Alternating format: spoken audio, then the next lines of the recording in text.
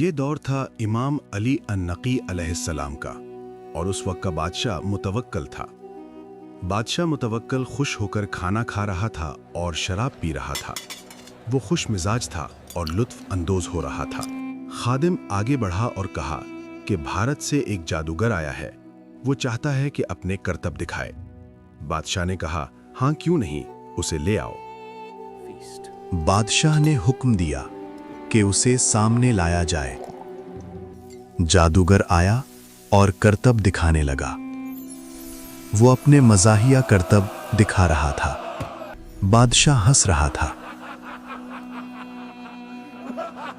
وہ خوشی سے لطف اندوز ہو رہا تھا۔ بادشاہ نے اچانک کچھ سوچا اور بادشاہ نے حکم دیا کہ امام کو حاضر کیا جائے۔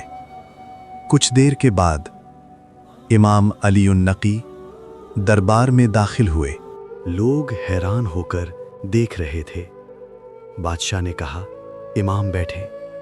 امام فرش پر بیٹھ گئے۔ بادشاہ جادوگر کے کان میں کچھ بولتا ہے۔ بادشاہ جادوگر کو امام کے سامنے متعارف کرواتا ہے۔ کھانا امام کے سامنے رکھا گیا، لیکن جادوگر نے امام کے سامنے سے وہ کھانا جادو سے غائب کر دیا۔ لوگ ہنسنے لگے۔ خادم دوبارہ کھانا لے آیا۔ جادوگر پھر کھانا غائب کر دیتا ہے۔ لوگ پھر ہنسنے لگے۔ امام خاموش رہے۔ خادم تیسری بار کھانا رکھتا ہے۔ جادوگر دوبارہ کھانا غائب کر دیتا ہے۔ لوگ پھر ہنسنے لگے۔ اب اس بار امام اپنی جگہ سے کھڑے ہو گئے اور اس ایک دیوار کی جانب بڑھے۔ دیوار پر شیر کی تصویر بنی تھی۔ امام علی النقی نے تصویر کی طرف دیکھا۔ امام نے شیر کی طرف اشارہ کیا۔ تصویر والا شیر زندہ ہو گیا۔ شیر جادوگر پر جھپٹا۔ شیر جادوگر کو کھا گیا۔